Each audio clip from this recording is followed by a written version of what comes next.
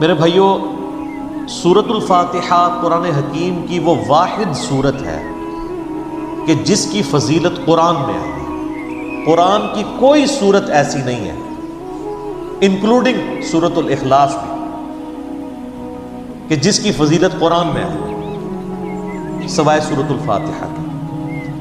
اس لیے فضیلت کے اعتبار سے قرآن حکیم کی سب سے افضل سورت وہ سورۃ الفاتحہ ہے۔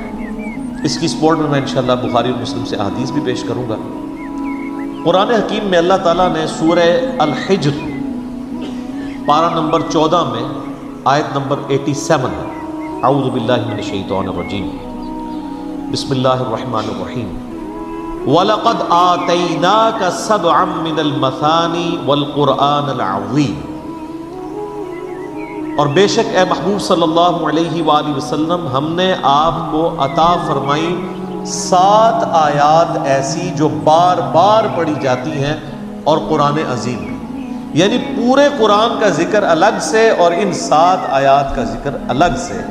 سورۃ الحجر آیت نمبر 87، اور ظاہر ہے وہ بار بار دہرائی جاتی ہے۔ دنیا کا کوئی بھی مسلمان ہو، اس کا تعلق کسی بھی مکتبہ فکر کے ساتھ ہو، کم از کم 5 نمازوں کی فرض رکعتوں میں 17 دفعہ تو سورۃ الفاتحہ وہ پڑھتا ہے، سنتیں اور نوافل اور وتر اس کے علاوہ۔ کوئی بھی نماز ایسی نہیں ہے جس میں سورۃ الفاتحہ ریپیٹ نہ ہوتی ہو۔ یہی اس کی فضیلت کے لیے کافی ہے کہ قرآن حکیم جو نماز میں ہم پڑھتے ہیں وہ ہم بدل بدل کے پڑھتے ہیں، لیکن سورۃ الفاتحہ ایسی چیز ہے جو ہر رکعت میں پڑھی جاتی ہے۔ حتیٰ کہ صحیح بخاری اور صحیح مسلم کی متفق علیہ حدیث ہے کہ اللہ کے محبوب صلی اللہ علیہ وآلہ وسلم نے فرمایا، لا صلاۃ لمن لم یقرأ بفاتحۃ الکتاب، جو نماز میں سورہ فاتحہ نہیں پڑھتا اس کی نماز ہی نہیں ہوتی۔ یہ اتنی اوبلیگیٹری چیز ہے۔ یہ بات بھی اس کی فضیلت کے لیے کافی ہے کہ یہ قرآن حکیم کی نمبر 1 سورت ہے، اپنی ترتیب میں بھی مصحف کی اور اپنے فضائل کے اعتبار سے۔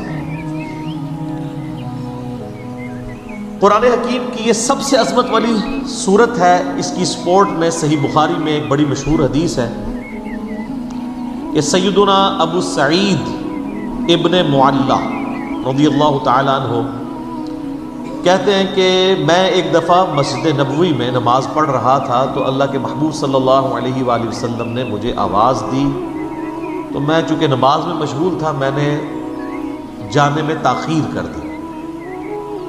تھوڑی دیر بعد میں پہنچا تو آپ صلی اللہ علیہ وآلہ وسلم نے فرمایا کہ میں نے تمہیں آواز دی تھی، تم کیوں نہیں آئے؟ تو انہوں نے کہا کہ میں نماز پڑھ رہا تھا۔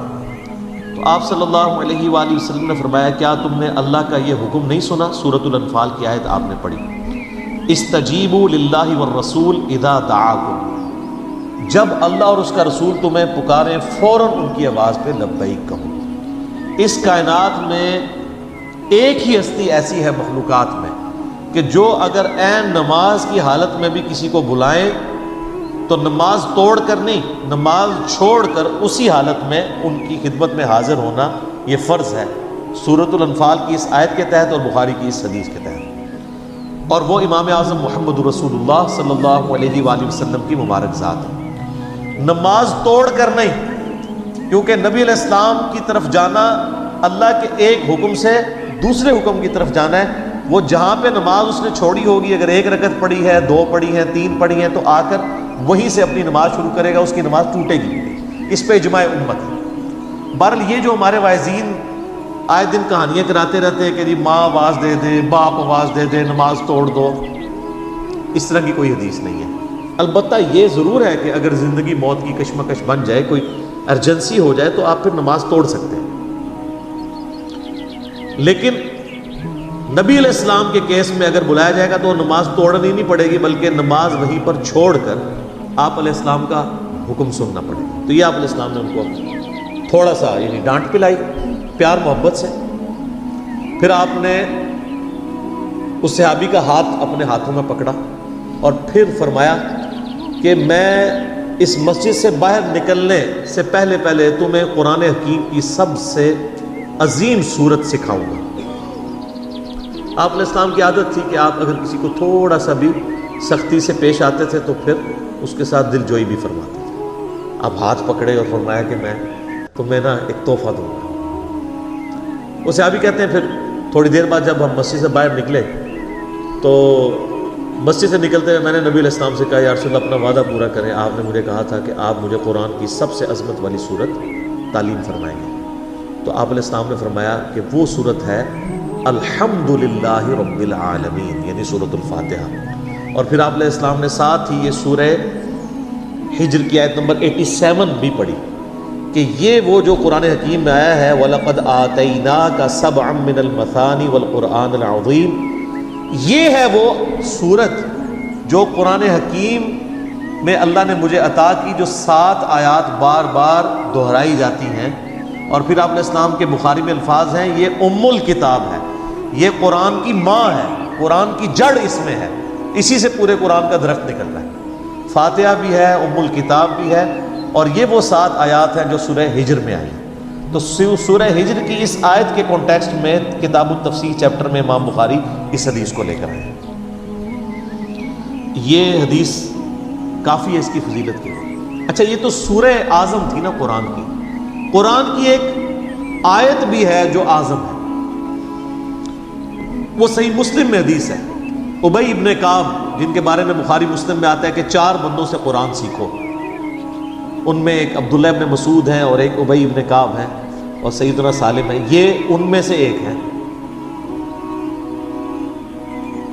ابی ابن کعب کہتے ہیں کہ نبی علیہ السلام نے مجھ سے ایک دن پوچھا کہ جانتے ہو کہ قرآن کی سب سے اعظم آیت کون سی ہے؟ تو انہوں نے کہا یا رسول اللہ صلی اللہ علیہ وآلہ وسلم, میرے اندازے کے مطابق قرآن حکیم کی سب سے عظیم آیت اللہ لا الہ الا هو الحی القیوم آیت الکرسی سورہ بقرہ کی آیت نمبر 255 ہے.